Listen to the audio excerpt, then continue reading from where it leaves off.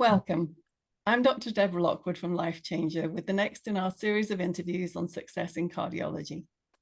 It's said that success leaves clues, and here we interview those who have already been extraordinarily successful in our own profession to try and glean these clues from them. It's a real pleasure for me to introduce to you our guest for today. From 1987 until recently, Professor John Camm, or Prof as we all called him, was Professor of Clinical Cardiology at St George's Hospital Medical School in London, where he had an army of research fellows under his supervision. More than half of UK-trained electrophysiologists, including myself, have done at least some of their training in his department. During this time, he has authored or co-authored countless peer-reviewed papers and book chapters, as well as more than 40 books, predominantly on cardiac arrhythmias. He is, however, probably best known for his many wonderful lectures, and in particular for his participation in debates, where it is well known that he can successfully argue for any side of any topic with convincing data to support his argument. Welcome, Professor Camm. Thank you very much, Dr. Lockwood. So let's start. Let me just tell you a story. Please do. From your introduction. I once appeared in a debate and I gave my side of the debate, and then my opponent simply introduced a video of me giving exactly the opposite side of the debate. So it was me against me, and he won. Well, that is lovely.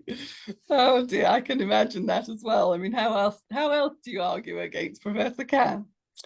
All right, so looking for success that leaves clues. So let me ask you first of all, do you follow a particular morning routine?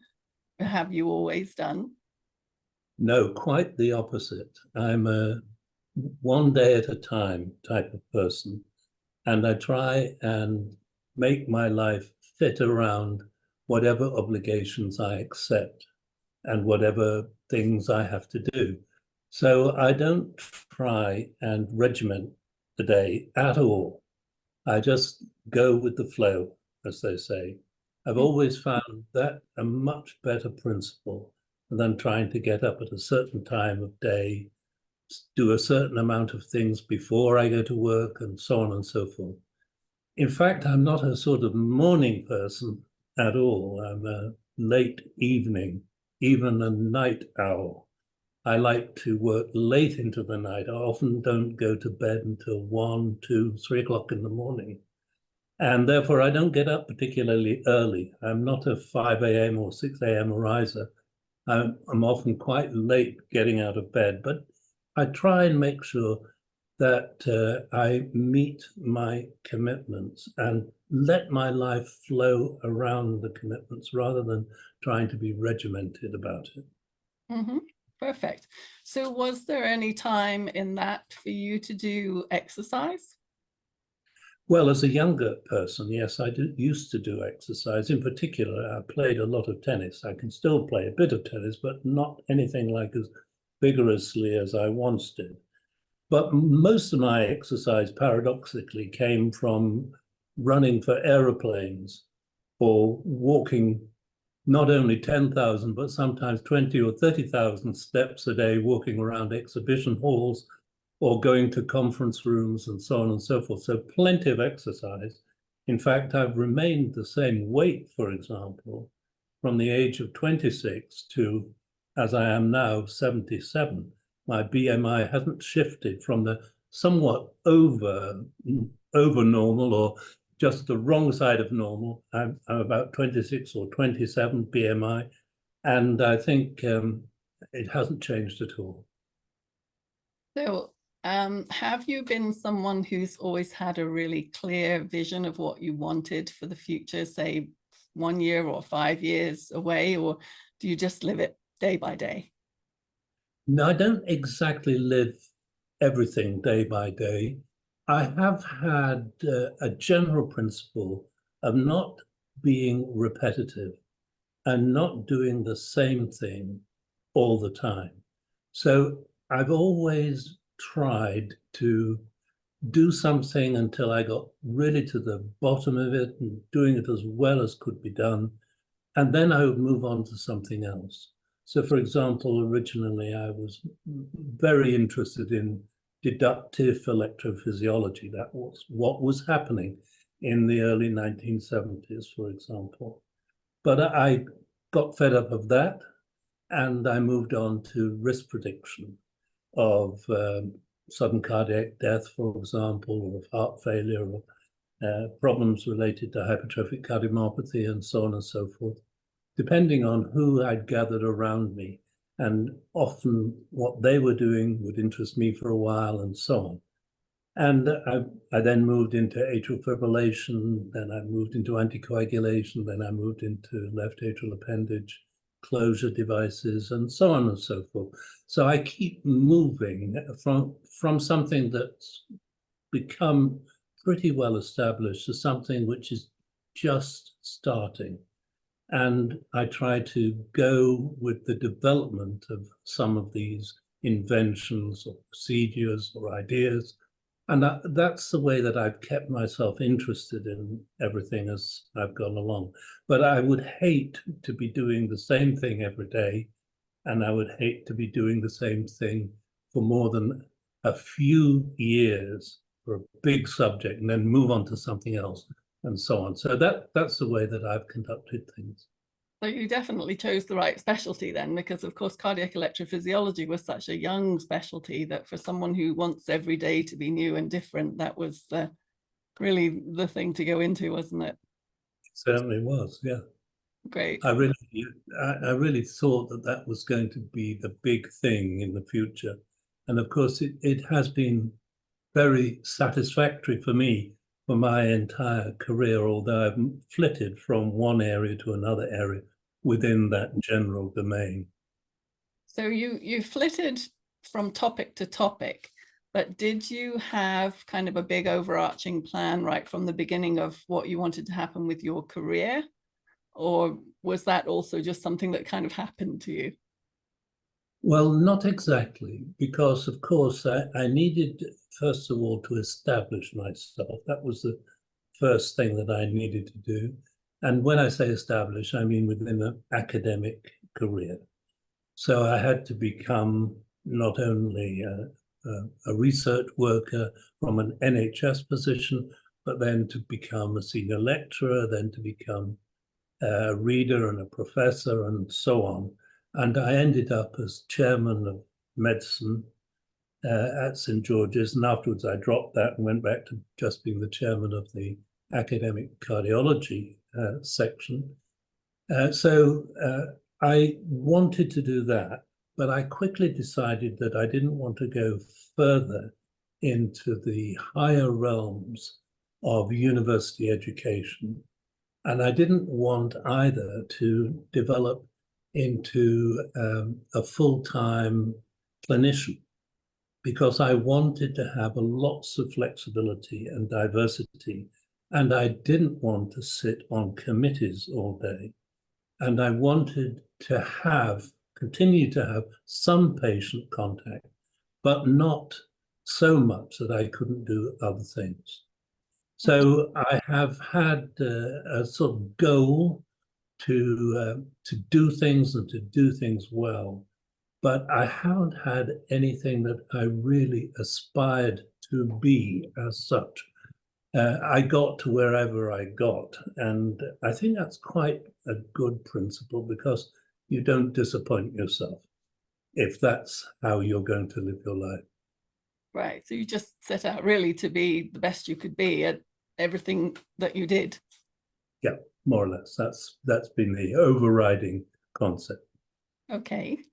So what did you know that you wanted to do, or maybe you didn't want to do so much international traveling and speaking and being so well known internationally? Was that part of a goal, or is that something that just happened to you, and did you even want it?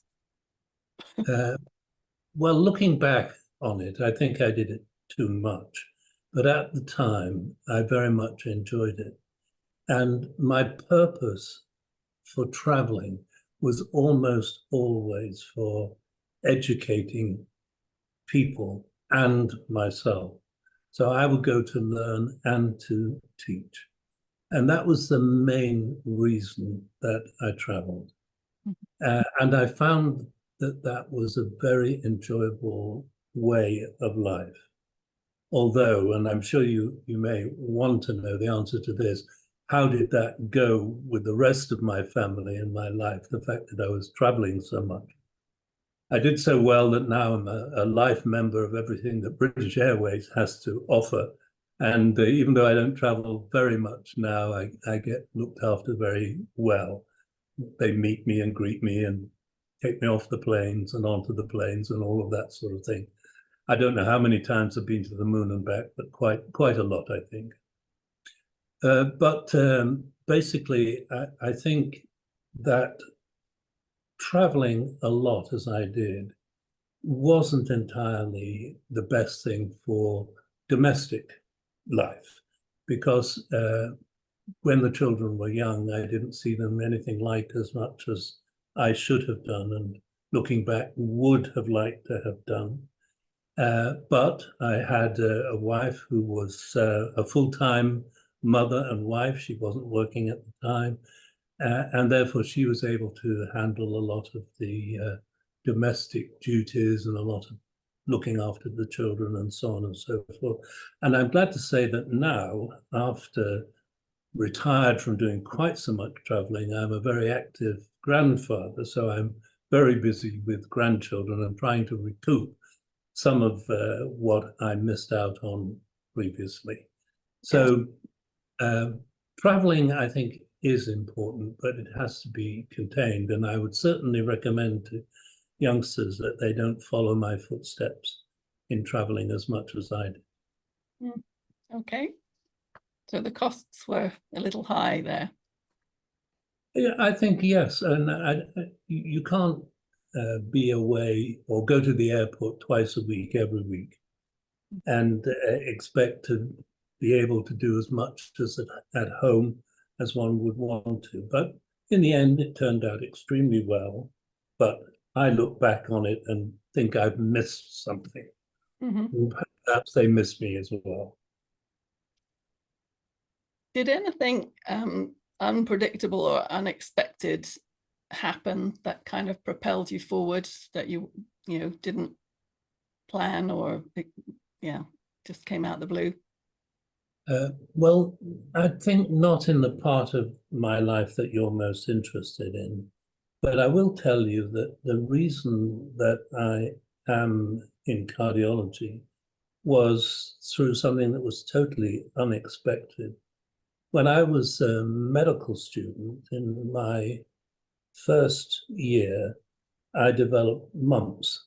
And in those days, when young men developed mumps, you were put to bed. So I was advised to go home. Then I was in London and I had to go back to North Lincolnshire where my family was, and I was put in bed. And I took with me a book.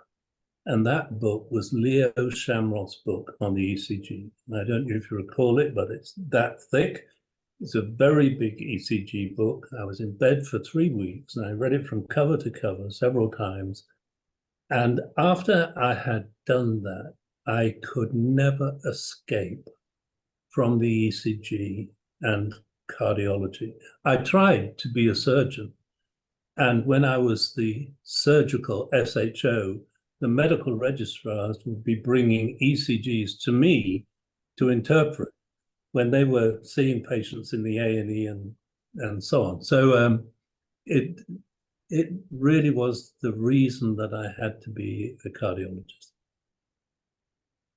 So this is a different question, but when I was the British Heart Foundation Research Fellow in your department, I recall that we would each of us get about 5 minutes in your office every so often. And during that 5 minutes, it was always remarkable, and you were quite famous for this, I don't know if you know, but you would start knowing exactly where we were and where we were supposed to be after the last period of time and what we were supposed to be doing. And, you know, within 5 minutes, you'd have assessed everything we'd done and made sure that we had enough work to keep us going for at least another month. So I remember those times. And, you know, that was very impressive. So how much preparation did that take? Or did you just know what everyone was doing? I think I kept an eye on what everybody was doing all the time. So I didn't have to prepare to meet research fellows, for example. I did have a pretty good idea of what they were doing, where they were going, and so on and so forth. So I didn't sit down and look them up, so to speak, and ask around about them. I just met up with them and you, as you remember. Okay. So did you ever have a clearly defined mentor? I did when I was a young cardiologist. I went into cardiology at Guy's Hospital, which is where I had trained. And I worked for two cardiologists there.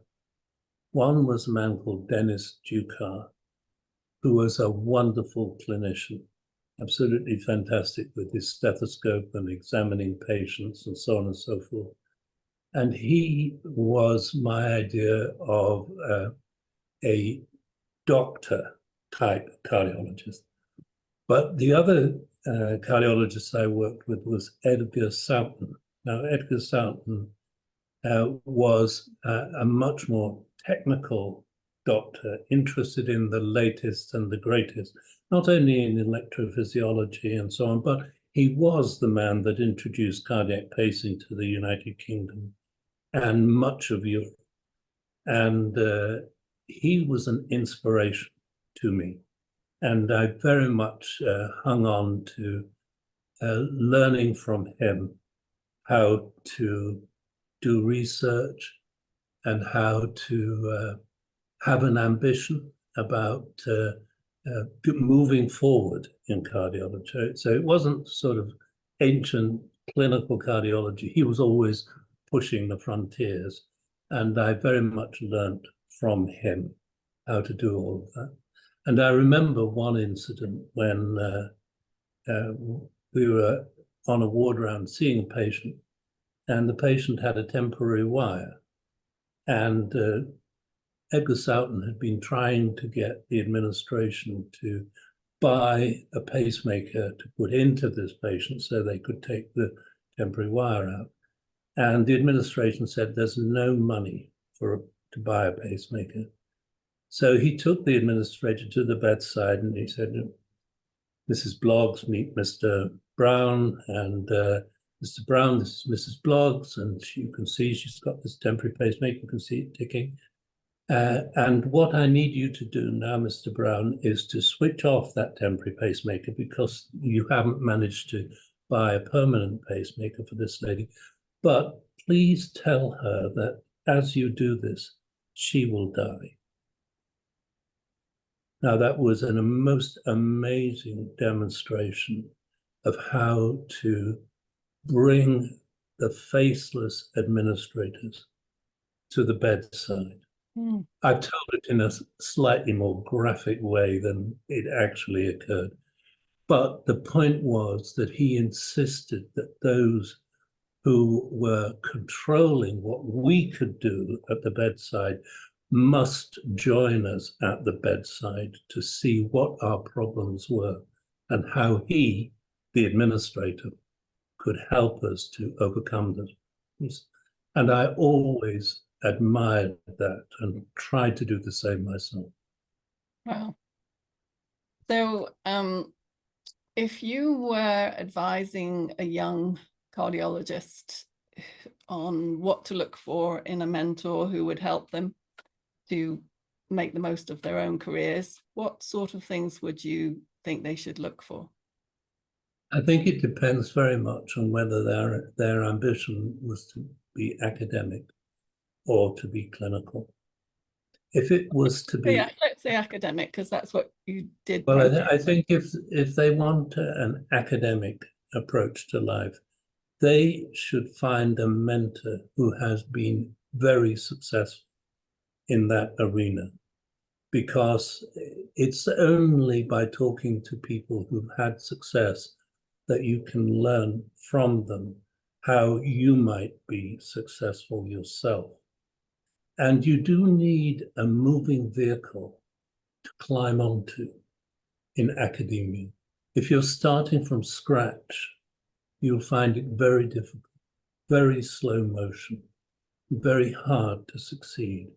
But if you join a team that is active and is very productive, then your productivity will be drawn out and you'll be able to fit in and get on very well.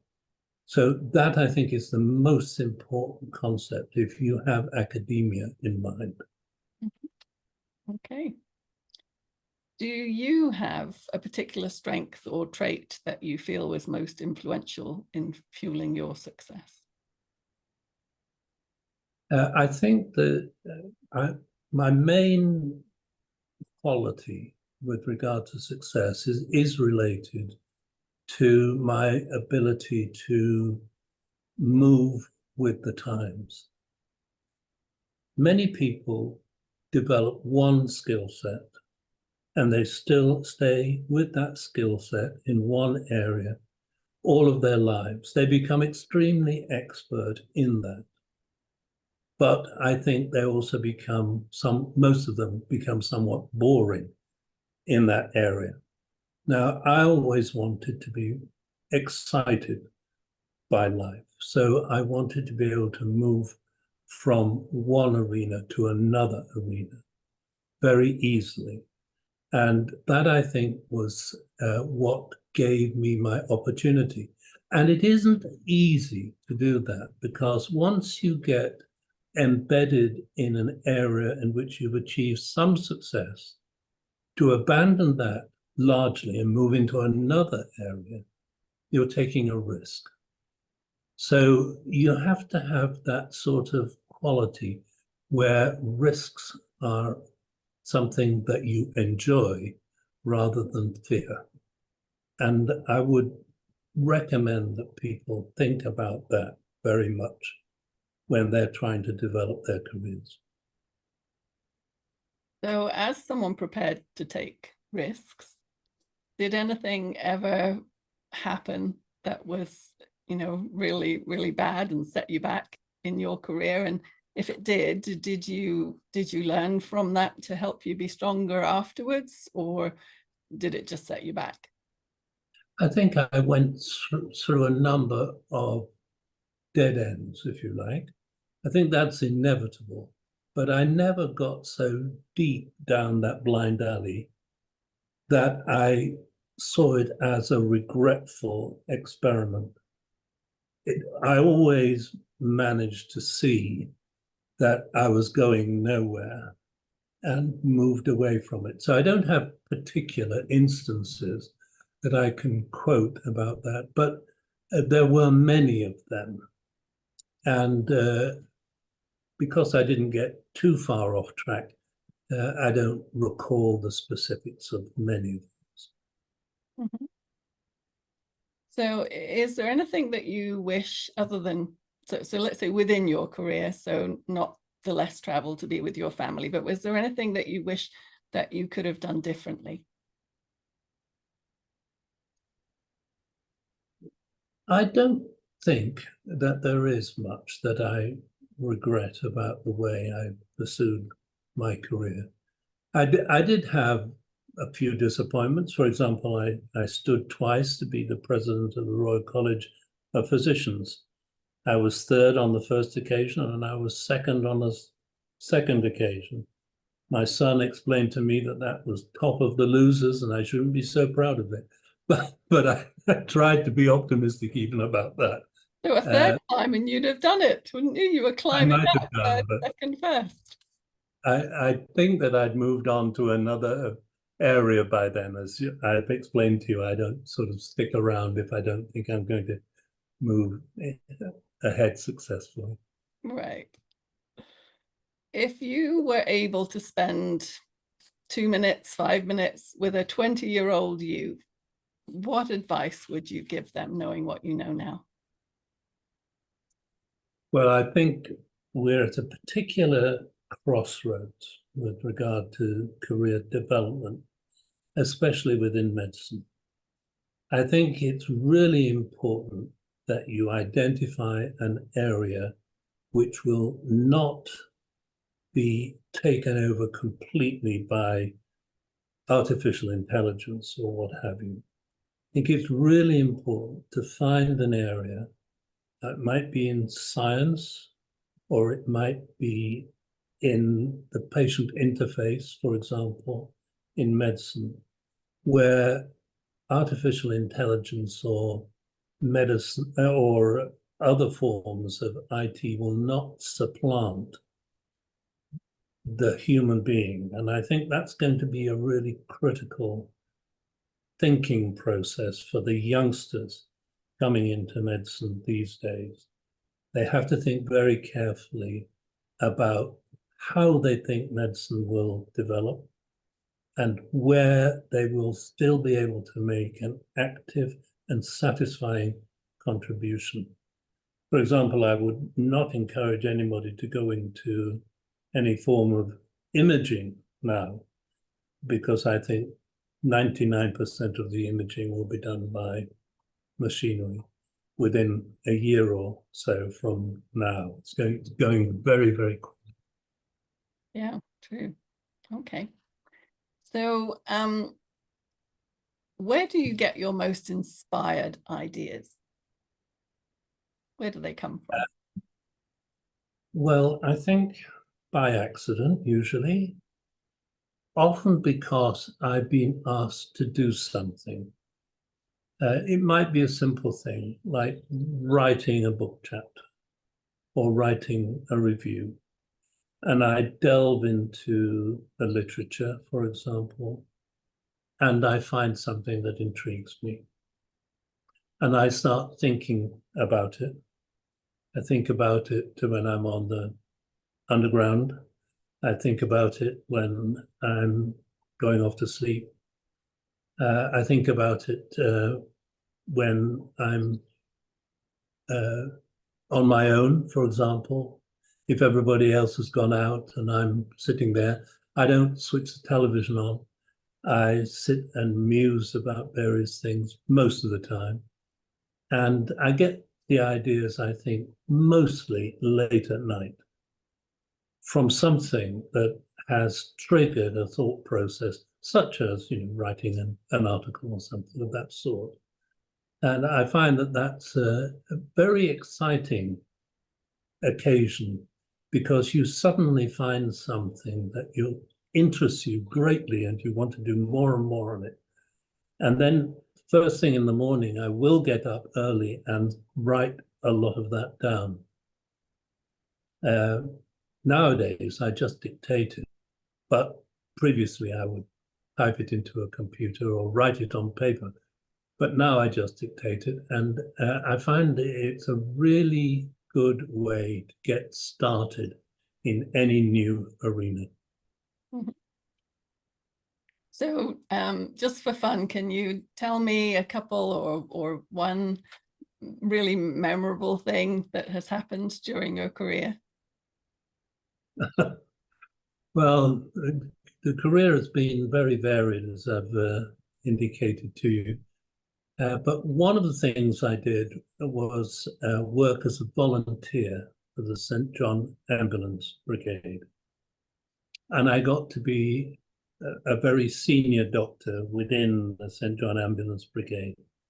And we had a message from Buckingham Palace that the people who organized the late Queen and what she did were worried about terrorist attacks. And they wanted to make sure that there was always some medical cover for her. And they came to the St. John Ambulance Brigade to ask if this could be done. And I was nominated to try to develop this. So what I did was develop a scheme whereby in all the high-risk security situations, in those days, it was 4 or 5 occasions a year, I would go along to these occasions with all the equipment that was necessary in order to take care of anything that happened to the Queen, if she was shot, for example, or there was an explosion or something of that sort. And I did that in the end for about 25 years, together with other colleagues who I brought on board. And I only gave up in the end, of course, because I realized that my skills at using the equipment I was carrying about was waning, and I had to let some youngsters do the job. But it was extremely exciting because I met the whole of the royal family. I had meals with them, for example. They would invite me to dinner or to lunch and so on and so forth. But most importantly, we did lots of training for the job. And this took place usually on a lonely Norfolk road in the very early morning. And I would be there together with another St. John person, and we'd have an ambulance with us. And in the distance, we'd see a troop of soldiers on horseback coming towards us. And in the middle of this troop of soldiers, there would be a carriage, and in the carriage would be somebody who was representing the Queen. And then the carriage would be moving along, about 100 soldiers before it and 100 soldiers after it, all on horseback. And there would be a shot or an explosion, bugle would sound, and 200 horsemen and a carriage would be rushing towards you. And the first time that happened to me, it was so frightening that the only thing I could do was get under the ambulance to make sure that I wasn't completely run over by this charge of soldiers.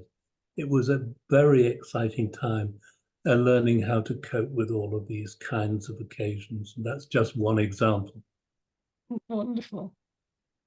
So let's finish this by asking you a question. So you, in case people are not aware, have now retired at least from clinical cardiology and on the whole new research. So is there anything important that you feel that you started that you're kind of reluctant now because you're having to hand it over to the next generation of cardiologists, an important question that you really would have liked to have had answered by the time you retired?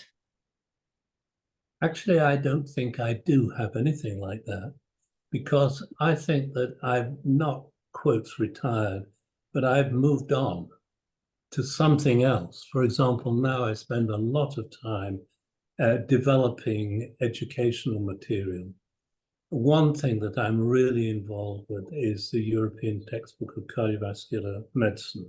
This is a European Society of Cardiology textbook, and we're developing the 4th edition at the moment. And this 4th edition will have 1,000 contributors, for example, and it will be essentially an online educational hub. And it's a really exciting thing that we're doing, putting all of this together. And I just feel that you must concentrate on what you're doing right now and not regret leaving anything behind, but continue to push ahead. Wonderful advice. Thank you so much for your time. Thank you. And for your wisdom.